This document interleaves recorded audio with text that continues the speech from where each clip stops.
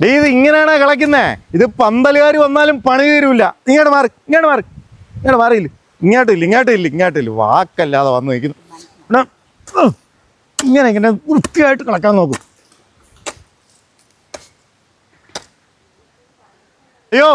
അളിയോ വാ. എന്തൊക്കെയായി കാര്യങ്ങളൊക്കെ? അളിയാ എല്ലാവരും കല്യാണം വിളിച്ചോ? വടക്കേല സുഭാഷിനെ വിളിക്കാനുണ്ട്. പിന്നെ അളിയാ ഇതിങ്ങനെ പിടിച്ചാണ്. ഞാൻ ചെയ്യാളിയാ മുറിയൊന്ന്. ഇനി കൊല്ലത്തെ കുഞ്ഞമ്മയെ വിളിക്കാണ്ട്, അതങ്ങ് ആശ്രാമത്താണ്. എല്ലാരെയും വിളിച്ചല്ലടി അല്ലേ? ആരെയും വിളിക്കാമല്ലോ അളിയാ. ആരേത്? ആലോചിച്ച് നോക്കളിയാ. അളിയാ എന്നെ വിളിച്ചില്ലളിയാ, എന്നെ കുറെ നാറികളുണ്ട്. അവനെ കല്യാണം വിളിച്ചില്ലെന്ന് പറഞ്ഞ അവസാനം പരാതിയായിട്ട് വരും. അപ്പൊ എന്റെ സഹായമൊന്നും വേണ്ടേ അളിയാ? അളിയാ മൂത്തോളുടെ കല്യാണത്തിന് 1 രൂപ മറിച്ചു തന്നത് ഞാനാ. അത് ഏതേട്ടാ?